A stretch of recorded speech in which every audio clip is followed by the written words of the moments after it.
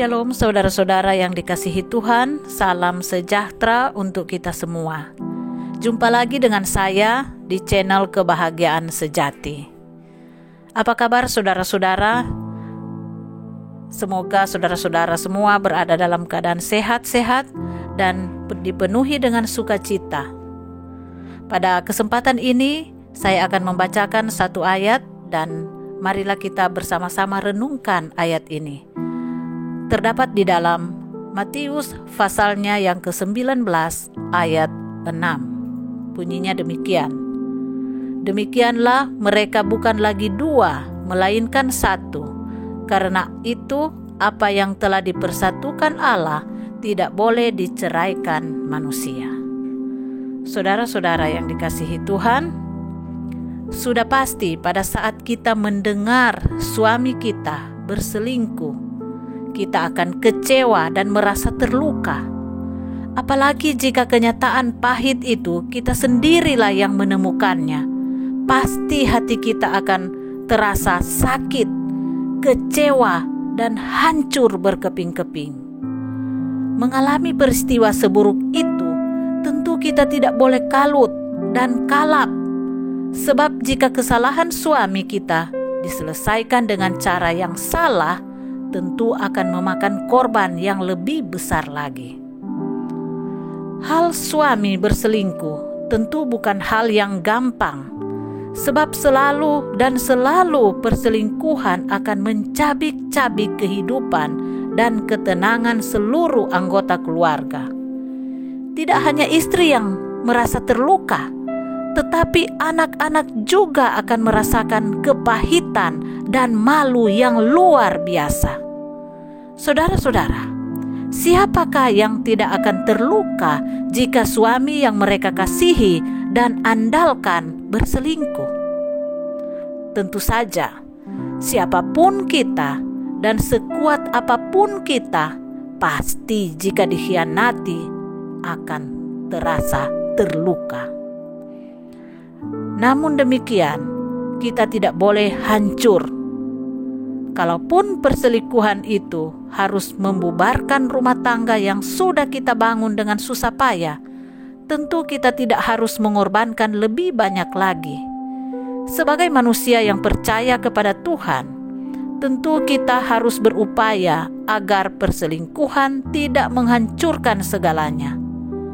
Jika suami berkhianat, tentu kita tidak pantas untuk mengorbankan anak-anak atau membalas tindakan keliru suami. Dikhianati oleh seorang yang kita cintai dan percayai tentu tidak mudah untuk menghadapinya. Namun sebagai perempuan beriman, kita harus berani melihat kenyataan secara benar dengan iman kita. Tanpa iman, tidak ada seorang perempuan pun yang bisa menghadapi hal perselingkuhan dengan benar. Saudara-saudara, jika kita hadapi perselingkuhan itu dengan emosi, niscaya kita semakin dilukai dan hancur. Kita pasti tidak ingin situasi rumah tangga kita terusik. Tetapi jika ketidaksetiaan suami telah membawa kekacauan dalam rumah tangga, hal utama yang perlu kita lakukan adalah periksa diri kita. Memang penyebab suami berselingkuh tidak selalu karena sikap keliru seorang istri, tetapi langsung bereaksi tentu tidak akan membantu memberikan keteduhan yang kita harapkan. Karena itu, sepahit apapun perselingkuhan itu, kita tidak boleh hilang pengharapan kita. Ingat, sebesar dan seberat apapun persoalan yang kita hadapi, tentu Tuhan dapat mengatasinya. Oleh karena itu, janganlah kita lebih membesarkan dan merumitkan persoalan itu. Dalam janji pernikahan, kita telah diingatkan untuk tetap mempertahankan pernikahan sampai maut memisahkan kita. Saudara-saudara, janji itu adalah janji iman. Karena itu, kita harus hadapi dengan iman. janji pernikahan itu harus kita sadari bahwa itu bukan hanya perjanjian dengan suami atau dengan istri, tetapi janji itu adalah janji kepada Tuhan. Oleh karena itu, seburuk apapun persoalan yang datang menghantam rumah tangga kita, tentu kita tidak boleh hanya memikirkan pasangan kita.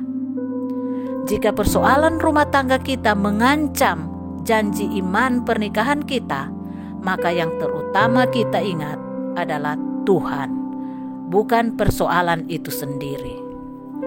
Jika melupakan Tuhan dan hanya memfokuskan pikiran kita kepada persoalan yang kita hadapi, pasti persoalan tidak akan selesai, tetapi malah semakin membesar. Saudara-saudara, dikhianati oleh orang yang kita sayangi tentu sangat menyakitkan.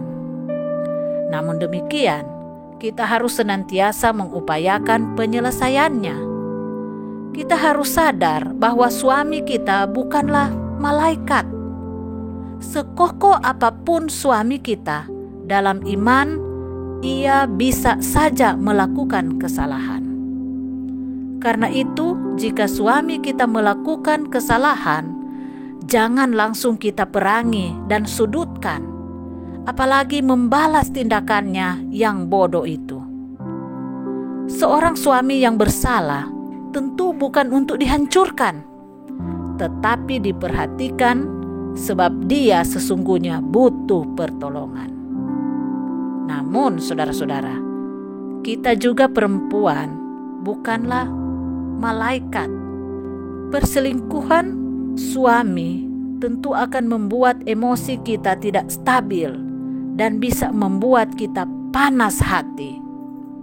Karena itu, manakala awan gelap menimpa rumah tangga kita, langkah awal yang harus kita buat adalah datang bertelut di kaki Tuhan dan meminta hikmat daripadanya, agar Roh Kudus dapat memberikan kearifan dan kemampuan untuk menghadapi persoalan itu dengan benar. Jika masalah perselingkuhan itu kita hadapi dengan benar sesuai cara Tuhan, maka kita akan menang dan menyelamatkan rumah tangga kita. Tetapi jika kita menghadapi dengan cara yang salah, pasti persoalan akan semakin membesar. Saudara-saudara, jika rumah tangga kita menghadapi masalah perselingkuhan, janganlah kita menyerah. Ingatlah akan Tuhan dan serahkanlah seluruh persoalan kita kepadanya. Niscaya rumah tangga kita akan dipulihkan, asalkan kita tidak mengambil tindakan balas dendam. Pernikahan itu adalah sakral dan itu harus tetap dijaga. Jika kita dikhianati, tetaplah teguh, sebab jika kita goyah, maka kita akan kehilangan berkat rohani dari Tuhan. Dikhianati orang yang kita kasihi tentu sangat pahit, tetapi jangan sampai pengkhianatan suami melukai dan merusak hubungan kita dengan Tuhan. Kalaupun rumah tangga kita jadi berantakan, maka tugas kita satu-satunya adalah menjaga kekudusan hidup. Ingatlah akan janji Tuhan yang mengatakan bahwa Ia tidak akan meninggalkan kita. Meskipun suami mengkhianati kita, Tuhan pasti tidak akan meninggalkan kita. Hadapilah setiap masalah rumah tangga kita dengan iman. Jangan sampai suami yang berkhianat dan melakukan dosa, kita justru yang hancur berantakan. Kita boleh merasa sakit hati, tetapi janganlah kita kandaskan iman kita. Percayalah, sepahit apapun dikhianati suami, itu tidak harus menghancurkan hidup kita, asalkan Tuhan tetap kita jadikan sandaran hidup kita. Perkawinan Kristen adalah kudus. Oleh karena itu, haruslah tetap dipertahankan kekudusannya, meski pasangan kita telah berkhianat. Yakinlah, tidak ada hubungan yang buruk yang tidak bisa dipulihkan dan diperbaharui. Saat Anda memutuskan mempertahankan hubungan buruk Anda dengan menaruh pengharapan dan pertolongan kepada Tuhan, maka Anda akan mendapatkan jalan keluar dari persoalan Anda. Bukan itu saja, kebahagiaan yang awalnya Anda cari di dalam kehidupan keluarga Anda, pada akhirnya pun Anda akan dapatkan. Tuhan kiranya menolong rumah tangga saudara adalah doa saya. Amin.